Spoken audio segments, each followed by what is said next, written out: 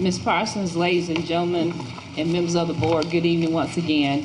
I'd like to ask for all of us to recognize our board members this evening. This month is Board Appreciation Month, and we are celebrating our school boards across the state of South Carolina. We appreciate all that they do. For those of you who don't know, it's not an easy job. It takes a lot of time. There's a lot of things they have to learn, a lot of training they have to go to, and they spend countless hours working on determining what types of policies are going to be best to govern our school district. They lay the framework from which we operate.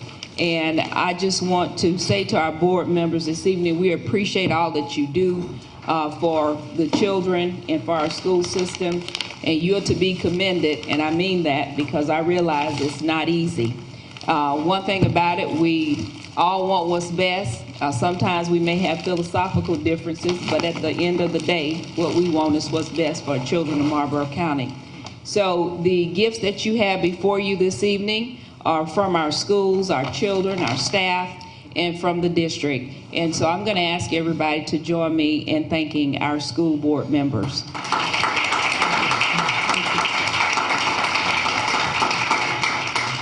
And I'm going to encourage everyone to thank them all month through. Just like people celebrate their birthdays for the entire month, we're going to celebrate our board for the entire month. I'd like to share that, commend one of our teachers, Miss Ashley Taylor. Ashley has received a grant in the amount of $1,981 to cover the cost of books for the teachers and students at her school, and they're going to be doing an outreach project entitled Developing the Child for the 21st Century. They're going to be working on things that they can do in this project to help our students be successful. Again, this is from the Center of Excellence at Francis Marion, and I just want to commend Ms. Taylor for applying for that, and so kudos to her.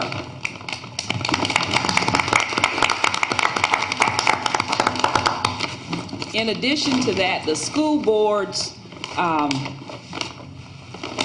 insurance trust, SCISBIT, awards grants every year to districts that are able to reduce their workman's comp claims. Because when you reduce them, our premiums go down, and it's a savings to our district.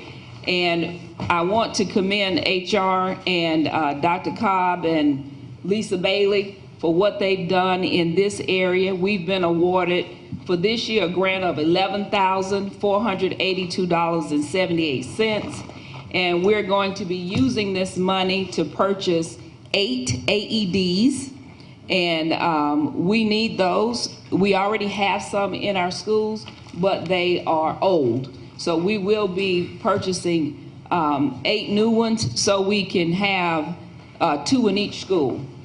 Because we need them during the school day as well as after school.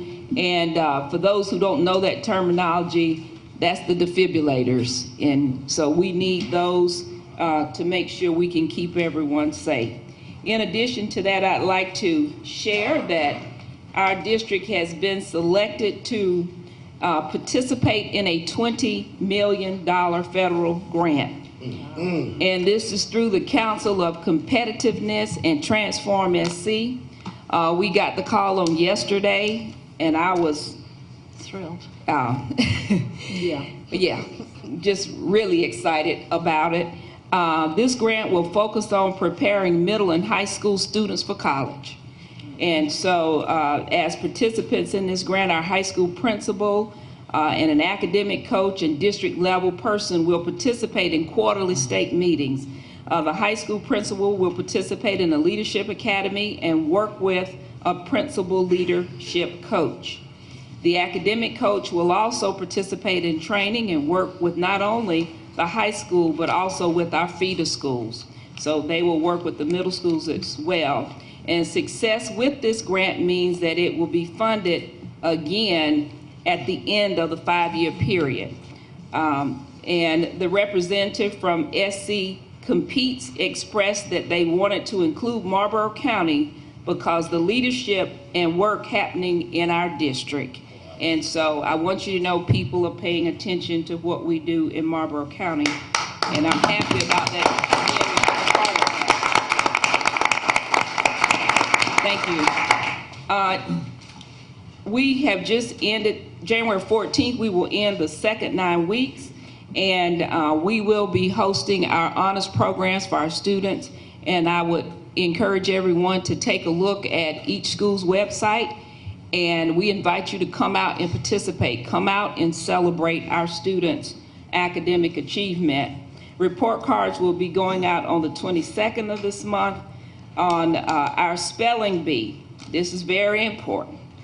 If you haven't been able to come out to our spelling bee in the past, you really need to come. You'd be in for a treat.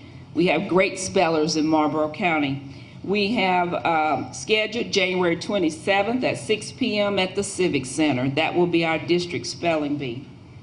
What time? At 6. It's going to be at 6 at the Civic Center. That's on the 27th of January. Our next district strategic planning meeting is scheduled for Monday, January 25th, and we encourage all board members to participate if your schedules will permit.